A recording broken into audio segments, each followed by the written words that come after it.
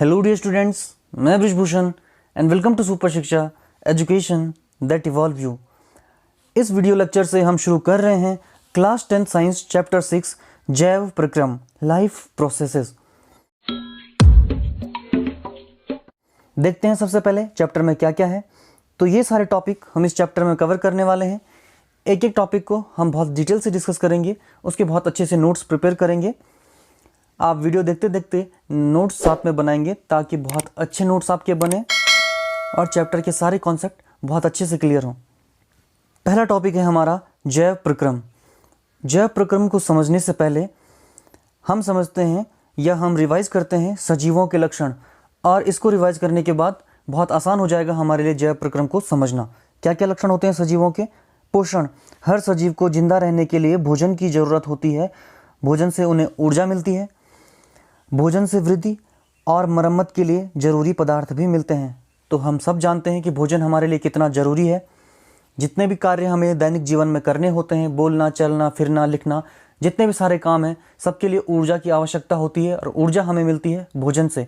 साथ ही साथ भोजन में जो पोषक पदार्थ होते हैं, जितना प्रोटीन होता है या अन्य पदार्थ होते हैं, उनसे होती है शरीर की मरम्मत और नई कोशिकाओं का निर्माण। दूसरा लक्षण है जीवधारियों का वृद्धि। सजीवों में क्योंकि वृद्धि होती है, एक छोटा सा बच्चा जब वो पैदा होता है बहुत छोटा होता है और उम्र के साथ साथ एक निश्चित सीमा तक उसकी वृद्धि होती है, उसके आकार में बढ़ोतरी होती है। इसके अलावा श्वसन, सभी जीव श्वसन करते हैं। श्वसन के दौरान हम बाहर की हवा को शरीर के अंदर लेते हैं, यानी ऑक्सीजन लेते हैं, और शरीर के अंदर की हवा को बाहर छोड़ देते हैं, कार्बन डाइऑक्साइड जो हम बाहर छोड़ते हैं। इस हवा यानी ऑक्सीजन के इस्तेमाल से शरीर के अंदर भोजन से ऊर्जा प्राप्त की जाती है। तो जो सांस हम लेते हैं, जो वायु हम ऑक्सीजन को अंदर शरीर में लेते हैं श्वसन तंत्र के द्वारा, उसका उपयोग क्या है? उसका उपयोग यह है कि वह जाती है कोशिकाओं में और वहाँ भोजन के ऑक्सीकरण से ऊर्जा प्राप्त होती है। तो ऑक्सीजन का काम है शरीर में भोजन के ऑक्सीकरण के द्वारा ऊर्जा प्राप्त करवाना या ऊर्जा देना। कोशिका में जो भोजन के ऑक्सीकरण से ऊर्जा मिलती है, इसे आंतरिक श्वसन कहते हैं, और जो हम सांस लेते हैं और उसे बाहर छोड़ते हैं, उसे बाह्य श्वसन कहते हैं। प्रजनन, इसके अलावा दूसरा लक्षण है सजीवों का कि सजीव प्रजनन करते हैं। सभी सजीव अपनी जाति या अपने अस्तित्व को बनाए रखने के लिए अपने समान संतान उत्पन्न करते हैं, जिसे हम कहते हैं प्रजनन। इसके अलावा उपापचय यानी मेटाबॉलिज्म, सभी सजीवों में उपापचय यानी मेटाबॉलिक एक्टिविटीज़ होती हैं, उपापचय क्रियाएँ होती हैं। सभी सजीवों में हजारों उपापचय क्रियाएं होती हैं। इसके उदाहरण है पोषण, पाचन, स्वांगीकरण आदि। ये सारी प्रकार की प्रक्रियाएं यानी ये सारी जब मेटाबॉलिक एक्टिविटीज़ होती हैं हमारे शरीर में, तभी जाके कोई जीव जीवित रह सकता है। अगर एक दिन या कुछ समय के लिए भी कोई एक क्रिया भी बंद पड़ जाती है, ठप हो जाती है, तो जीवन संभव नहीं है। अगर हमारे शरीर में पोषण का कार्य नहीं होता, या फिर हम सांस नहीं ले पाते, या शरीर में रक्त का परिसंचरण नहीं होता, शरीर में अगर रक्त नहीं बहता, तो सारी प्रक्रियाएं अगर सुचारू रूप से नहीं चलेंगी तो जीवधारी की मृत्यु हो जाएगी, उसका जीवन संभव नहीं है। तो हम यहाँ पर एक कॉन्सेप्ट बहुत अच्छे से समझ पाए कि सजीव तभी सजीव है जब उसमें बहुत सारी मेटाबॉलिक एक्टिविटीज़ यानी कि उपापचय क्रियाएं चल रही हैं। पोषण, पाचन, श्वसन, ये सभी क्रियाएं हैं, तभी कोई जीव जीवित है, तभी उसमें जीवन है। अब सवाल है कि जैव प्रक्रम क्या है? जीवन को जारी रखने के लिए जैविक क्रियाएं जरूरी होती हैं। जैसा हमने भी पढ़ा सजीवों के लक्षण में, किसी भी जीव में हमेशा कई जैविक प्रक्रियाएं चलती रहती हैं, जैसे पोषण, पाचन, श्वसन। ये प्रक्रियाएं कोशिकाओं में आणविक स्तर पर चलती हैं। जो ये प्रक्रियाएं हो रही हैं, जैविक प्रक्रियाएं, जैसे पोषण या श्वसन या पाचन, ये सब क्रियाएं कोशिका में अंततः कोशिकीय स्तर पर होती हैं, आणविक स्तर पर होती हैं। हम सांस लेते हैं तो अंत में वो सांस या वो वायु जिसमें ऑक्सीजन मौजूद है, वो जाती है कोशिकाओं तक, जहां वो भोजन का स्वांगीकरण से ऊर्जा प्राप्त करती है। अगर हम खाना खाते हैं, वो भोजन पेट में जाकर जटिल अणुओं से सरल अणुओं में टूटता है और अंततः पहुंचता है कोशिकाओं में, जहां उसका पाचन होता है या उसका स्वांगीकरण होता है। इसी प्रकार सभी क्रियाएं अंततः कोशिकीय स्तर पर संपन्न होती हैं शरीर में। इन प्रक्रियाओं के कारण किसी सजीव के कोशिकीय घटकों का विखंडन होता रहता है। जब जैविक प्रक्रियाएं होंगी शरीर में, तो इन प्रक्रियाओं में कोशिका के कुछ घटक नष्ट भी होते हैं या उनमें टूट फूट होती है। अगर कोशिकाएं इस कार्य को करती हैं तो ऐसा नहीं है कि वो इतनी सारी प्रक्रियाएं करें और उनकी कोई हानि ना हो या फिर उनमें कुछ घटक उनके खर्च ना हो। तो इन प्रक्रियाओं के कारण सजीव की कोशिकाओं में उसके अणुओं का कुछ विघटन भी होता है। इसलिए इन घटकों या अणुओं को ठीक करने की ज़रूरत होती है या उनके बदले नए घटकों की आवश्यकता होती है शरीर को। किसी भी सजीव के घटकों की मरम्मत करने के लिए या उन्हें बदलने के लिए कोशिकाओं में मॉलिक्यूलर यानी आणविक स्तर पर गति होना बहुत ज़रूरी होता है। कॉन्सेप्ट इतना है कि शरीर में बहुत सारी जैविक क्रियाएं हो रही हैं जो कोशिकाओं में संपन्न हो रही हैं।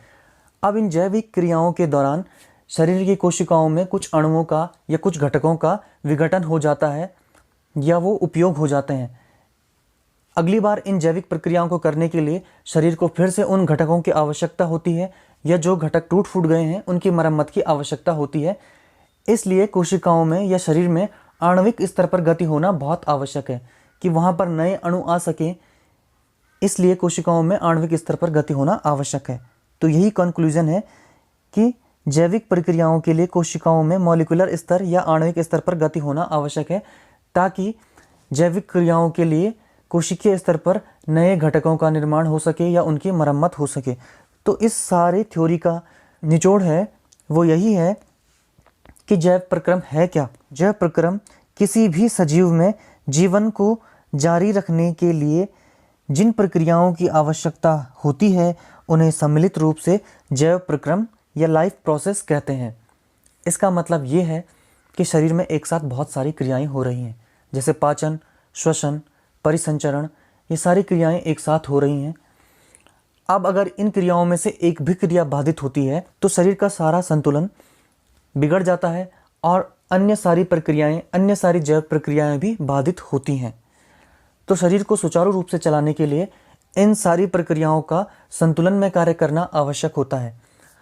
अगर हम श्वसन कर रहे हैं और अगर अचानक से हम सांस लेना बंद कर देते हैं तो हमें ऑक्सीजन नहीं मिलेगी। ऑक्सीजन नहीं मिलेगी तो कोशिकाओं में भोजन का स्वांगीकरण नहीं होगा, वहाँ ऊर्जा नहीं बनेगी। अगर शरीर को ऊर्जा नहीं मिलती है तो फिर शरीर कोई भी कार्य नहीं कर पाएगा। इसलिए अगर एक क्रिया रुकती है तो सारी क्रियाएं बाधित होती हैं।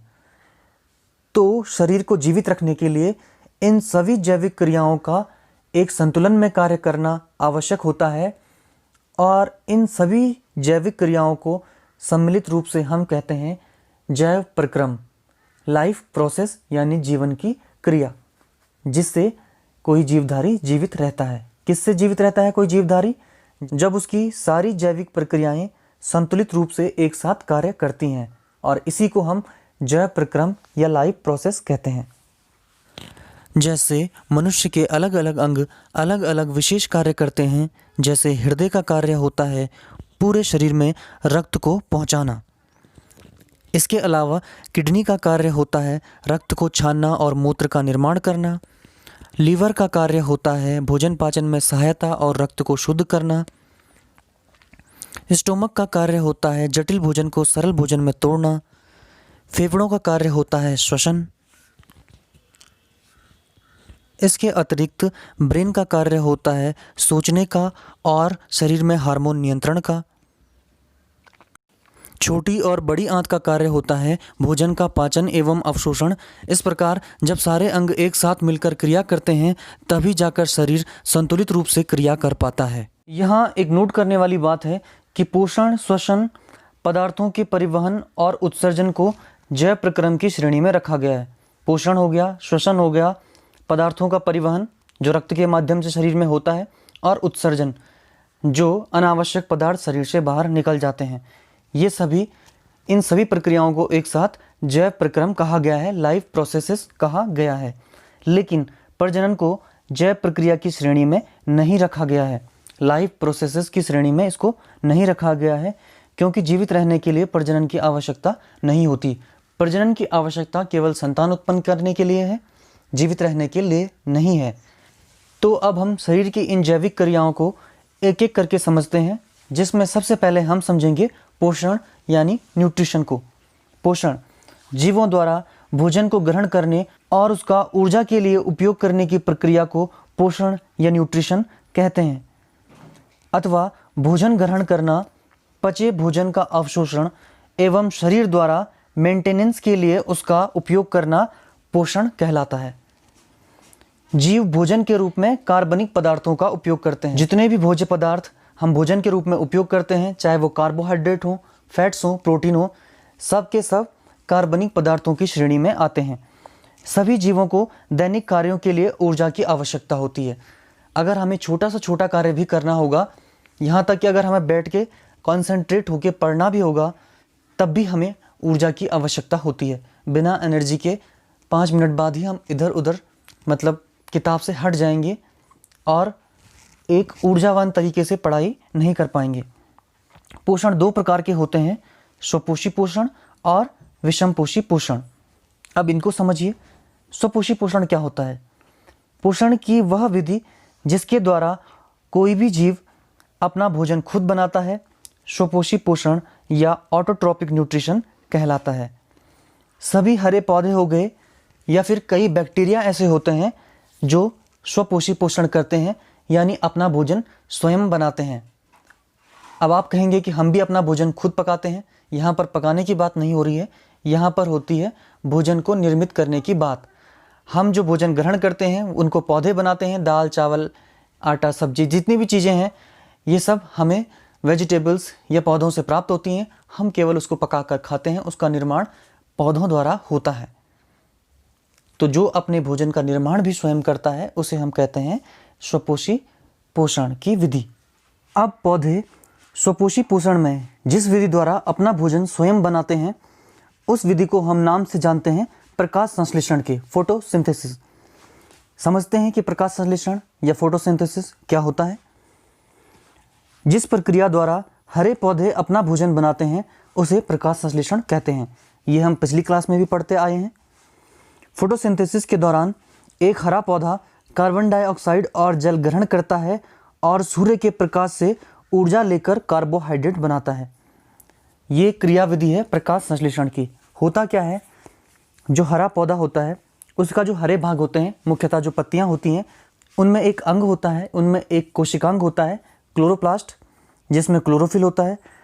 वो क्या करता है, सूर्य का प्रकाश ग्रहण करता है और इसके बाद कोशिका में जो जल ग्रहण किया गया है पौधे की जड़ों द्वारा, उसकी सहायता से और कार्बन डाइऑक्साइड की सहायता से निर्माण होता है भोज्य पदार्थ का, जिसे हम कार्बोहाइड्रेट कहते हैं।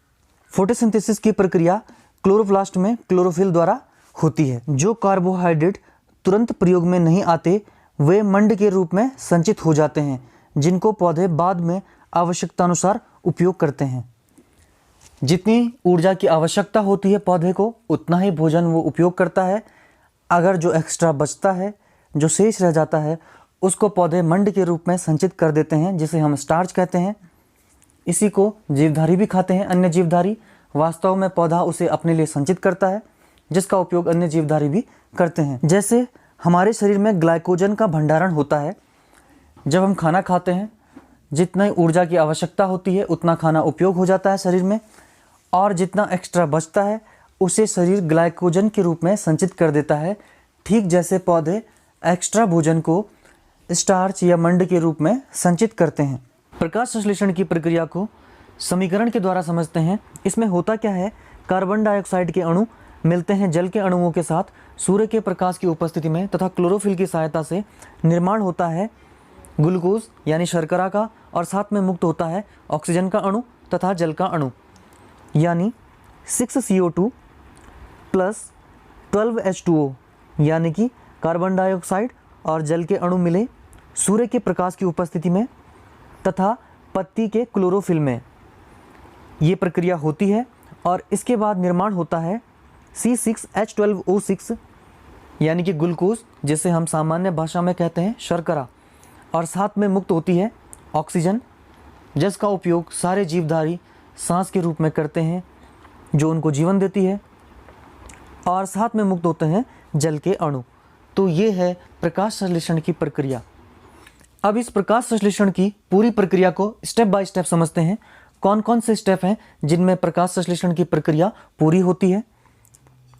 प्रकाश संश्लेषण के मुख्य चरण इस प्रकार से हैं। सबसे पहले क्लोरोफिल। कहाँ होता है क्लोरोफिल? क्लोरोप्लास्ट में। क्लोरोप्लास्ट कहाँ होता है? कोशिका के अंदर, पत्ती की कोशिका के अंदर। तो क्लोरोफिल जो क्लोरोप्लास्ट के अंदर होता है प्रकाश ऊर्जा को अवशोषित करता है और इसके बाद क्लोरोप्लास्ट में उस प्रकाश ऊर्जा को रासायनिक ऊर्जा में बदल दिया जाता है। तो यानी क्लोरोप्लास्ट जिसके अंदर क्लोरोफिल था, उस क्लोरोफिल ने प्रकाश ऊर्जा को अवशोषित किया और उसे बदल दिया रासायनिक ऊर्जा में। यह है पहला चरण प्रकाश संश्लेषण का। इमेज के द्वारा इस घटना को समझते हैं, एक छोटे से एनिमेशन के द्वारा। ये एक पौधा है, इस पे पड़ता है सूर्य का प्रकाश इस प्रकार से। तो यहाँ इसकी पत्ती की कोशिकाओं में मौजूद होते हैं क्लोरोप्लास्ट। क्लोरोप्लास्ट के अंदर होता है क्लोरोफिल और ये क्लोरोफिल सूर्य के प्रकाश को अवशोषित कर उसे बदल देता है रासायनिक ऊर्जा में। फर्स्ट स्टेप हो गया। इसके बाद क्या होता है, जल के अणुओं का हाइड्रोजन तथा ऑक्सीजन में अपघटन। अब ये जल के अणु कहाँ से आए? इन जल के अणुओं को अवशोषित करती है पौधे की जड़ें। आपको पता है कि पौधे की जड़ क्या करती है? पानी को अवशोषित करती है। तो जिस जल को पौधे ने ग्रहण किया था, अब वो जल के अणु इस रासायनिक ऊर्जा के द्वारा, ये रासायनिक ऊर्जा कहाँ से आई थी? क्लोरोफिल ने प्रकाश ऊर्जा को रासायनिक ऊर्जा में बदला था। तो इस ऊर्जा के द्वारा अब इन जल के अणुओं का अपघटन भी होता है और इसी चरण में मुक्त होती है ऑक्सीजन, जिसको सभी जीवधारी ग्रहण करते हैं अपने जीवन के लिए। बहुत आवश्यक होती है उन सभी के जीवन के लिए ये। हम भी ऑक्सीजन को प्राणवायु के रूप में लेते हैं। इसके बाद अगला स्टेप समझते हैं। आगे क्या होता है, कार्बन डाइऑक्साइड का कार्बोहाइड्रेट में अपचयन होता है। अब ये कार्बन डाइऑक्साइड कहाँ से आई? वातावरण में जो CO2 यानी कार्बन डाइऑक्साइड होती है, उसको पौधे की पत्तियों में जो स्टोमेटा होते हैं, रंध्र होते हैं, छोटे छोटे छिद्र होते हैं, उनके द्वारा पौधा इस कार्बन डाइऑक्साइड को ग्रहण करता है और इसके बाद इस कार्बन डाइऑक्साइड का कार्बोहाइड्रेट में अपचयन हो जाता है। तो कार्बन डाइऑक्साइड को ग्रहण किया पौधे की पत्तियों ने और उसके बाद इस कार्बन डाइऑक्साइड यानी CO2 का अपचयन हो जाता है कार्बोहाइड्रेट में और इस प्रकार पौधा अपना भोजन यानी कार्बोहाइड्रेट को तैयार करता है, जिसको समस्त जंतु जो पौधे पर निर्भर हैं वो भी भोजन के रूप में उपयोग करते हैं। तो ये है प्रकाश संश्लेषण के चरण। इस एनिमेशन की सहायता से आप इसे बहुत अच्छे से समझ गए होंगे। अगर आपको कोई डाउट है तो एक बार फिर से वीडियो को पीछे करके देखेंगे तो सारे चरण आपको बहुत अच्छे से याद हो जाएंगे। अगला टॉपिक है एक पत्ती का क्रॉस सेक्शन। अभी तक हमने प्रकाश संश्लेषण की प्रक्रिया में समझा कि प्रकाश संश्लेषण के लिए जरूरी होता है क्लोरोप्लास्ट और क्लोरोफिल। पौधे की पत्ती में होता है क्लोरोप्लास्ट और क्लोरोप्लास्ट के अंदर होता है क्लोरोफिल। अब हम इमेज के द्वारा समझते हैं। एक पत्ती को काट कर देखते हैं, उसका क्रॉस सेक्शन करते हैं और देखते हैं कि पत्ती की कोशिकाओं में कहाँ पे क्लोरोप्लास्ट होता है और कैसे उसके अंदर क्लोरोफिल होता है, ताकि हमें पता चल सके कि एग्जैक्टली प्रकाश संश्लेषण की प्रक्रिया कहाँ पर हो रही है पत्तियों में। ओके, एक पत्ती का अंदरूनी भाग मुख्य रूप से क्लोरेनकाइमा ऊतक, जो एक प्रकार का पैरेनकाइमा ऊतक होता है, इसका बना होता है। जिस पैरेनकाइमा में क्लोरोप्लास्ट होता है उसे क्लोरेनकाइमा कहते हैं। तो ऐसा पैरेनकाइमा कोशिकाएं, ऐसे पैरेनकाइमा ऊतक जिसमें क्लोरोप्लास्ट होता है, उस पैरेनकाइमा को हम कहते हैं क्लोरेनकाइमा। पिछली क्लास में भी हमने इस बात को समझा था जब हम पढ़ रहे थे टाइप्स ऑफ प्लांट टिश्यू। तो अब हम समझ गए कि वो कोशिकाएं जिनमें क्लोरोप्लास्ट पाया जाता है उसे हम कहेंगे क्लोरेनकाइमा। क्लोरोप्लास्ट के नाम से ही हमने उसे क्लोरेनकाइमा कह दिया। क्लोरोप्लास्ट के अंदर क्लोरोफिल होता है, ये बात हम अच्छे से समझ चुके हैं अब तक। जहाँ फोटोसिंथेसिस की क्रिया होती है, ये भी हम पढ़ चुके हैं। अब इमेज के द्वारा समझिए। यह है एक पत्ती, इस पत्ती में शिराएं होती हैं। अगर आप एक पौधे की पत्ती को तोड़ के देखेंगे तो जैसे आपको हमारे हाथ में वेन्स और आर्टरीज यानी कि जैसे नसें दिखाई देती हैं, उसी प्रकार से पौधे में भी आपको बहुत सारी शिराएं दिखाई देती हैं। मध्य शिरा जो होती है वो मोटी होती है और उसके दोनों तरफ पतली पतली शिराएं आपको जाती हुई दिखाई देती हैं एक पत्ती में। जब हम पत्ती को बीचों बीच से इस प्रकार काटते हैं तो जो बीच वाली शिरा है उसमें हमें फ्लोएम और जाइलम दिखाई देते हैं। फ्लोएम और जाइलम क्या होते हैं? ये होते हैं संवहन बंडल। इसको हम पिछली क्लास में पढ़ चुके हैं। फ्लोएम और जाइलम का कार्य होता है पूरी पत्ती में और पौधे के अन्य भागों में जल और भोजन को पहुंचाना। तो एक तरीके की पाइपलाइन बिछी होती है, पूरे पौधे में जाल बिछा होता है जाइलम और फ्लोएम का, ताकि पत्तियां जिस भोजन को बनाए वो इनके द्वारा पूरे पौधे के शरीर में पहुंच सके। अब हम और जब इस पत्ती की संरचना को समझते हैं, और ये वाला पोर्शन यहाँ पर आप देखिए जहाँ पर ये गोला बना हुआ है, इसको हमने बड़ा करके देखा सूक्ष्मदर्शी की सहायता से। बहुत अच्छे वाला सूक्ष्मदर्शी हम यहाँ पे यूज करते हैं, इलेक्ट्रॉन माइक्रोस्कोप। तब हमें ये छोटा सा भाग कुछ इस प्रकार का दिखाई देता है। चलिए इसे और जूम करके देखते हैं, तो हमें इस प्रकार की संरचना यहाँ दिखाई देती है। तो जो पत्ती की ऊपरी त्वचा होती है, ऊपरी बाह्य त्वचा, यानी कि जो ऊपर से हमें पत्ती की दिखाई देती है यहाँ, उसको कहते हैं अपर एपिडर्मिस। उसके नीचे ये बड़े आकार की लंबी लंबी कोशिकाएं जो आपको दिखाई दे रही हैं,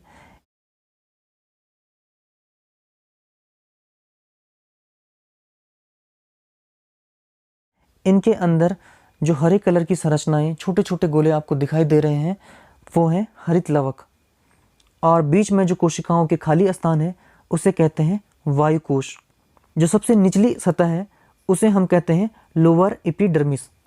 तो दो प्रकार की एपिडर्मिस यानी बाह्य त्वचा होती है पत्ती में। ऊपर वाली को कहते हैं ऊपरी बाह्य त्वचा और निचली को कहते हैं निचली बाह्य त्वचा।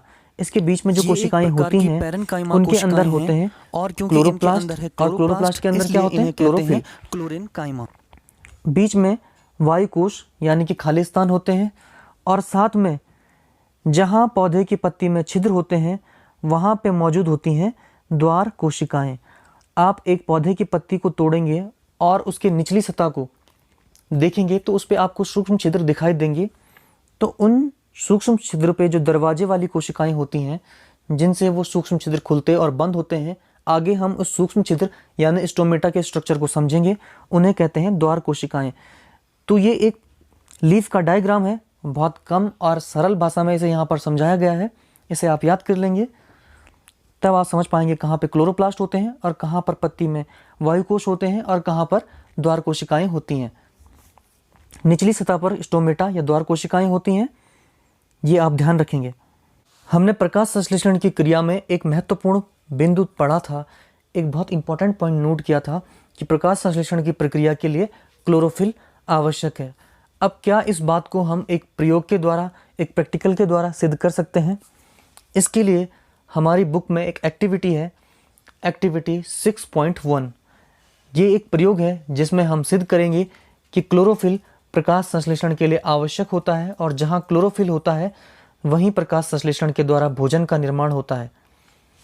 पौधे भोजन को अपने लिए उपयोग करते हैं, अपनी क्रियाओं के लिए, और जो भोजन बच जाता है उसे स्टार्च के रूप में संचित करते हैं। इस प्रयोग में हम क्या करते हैं, हम एक पौधा लेते हैं, एक ऐसा पौधा जिसकी पूरी पत्ती हरी नहीं होती, बल्कि उसका कुछ भाग हल्का पीला या सफ़ेद कलर का होता है।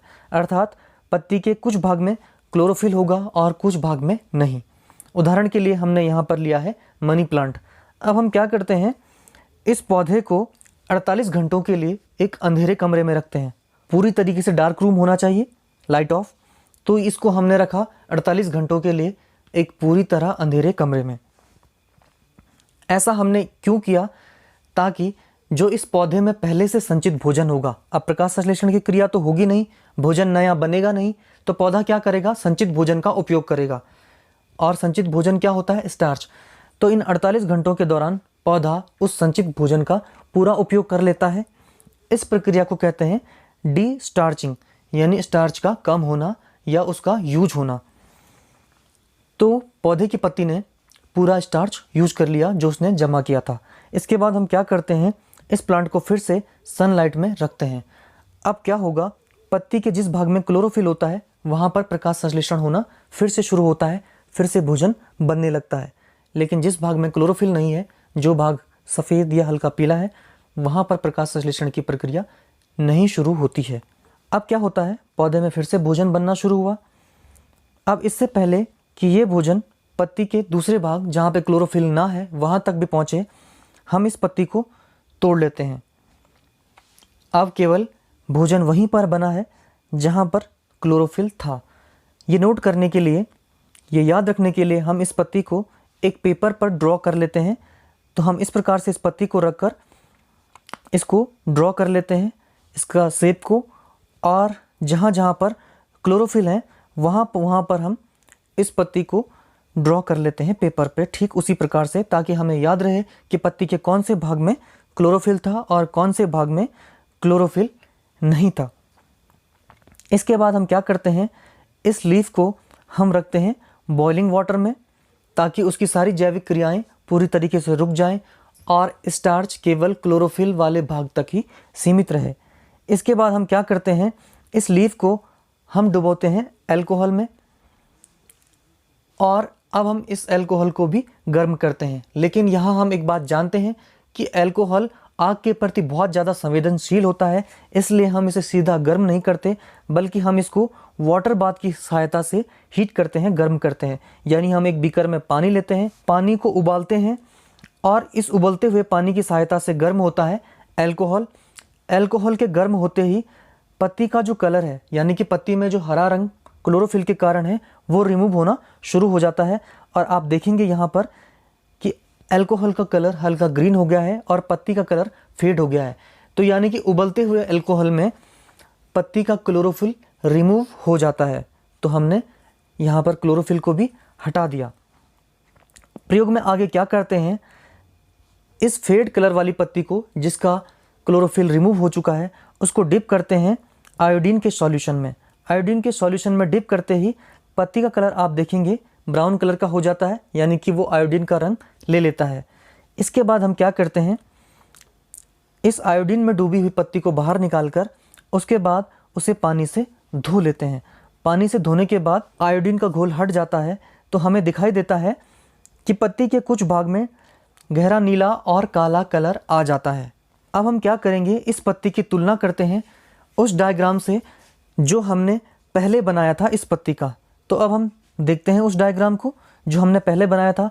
तो तुलना करने पर हम देखेंगे कि पत्ती के उसी भाग में काला और नीला कलर पैदा हुआ है जिस भाग को हमने ड्रॉ किया था क्लोरोफिल के लिए। हम देखेंगे कि पत्ती के उसी भाग में गहरा काला और नीला कलर पैदा हुआ है जिस भाग में पत्ती के क्लोरोफिल मौजूद था, जैसा कि हमने डायग्राम में बनाया था।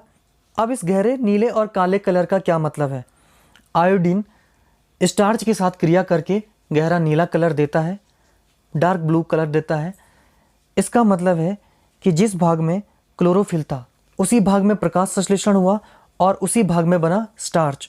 और ये हम कैसे ज्ञात कर रहे हैं कि स्टार्च इसी भाग में है, क्योंकि इसी भाग का कलर गहरा नीला हो गया है, और हम जानते हैं कि आयोडीन स्टार्च के साथ क्रिया करके नीला कलर देता है।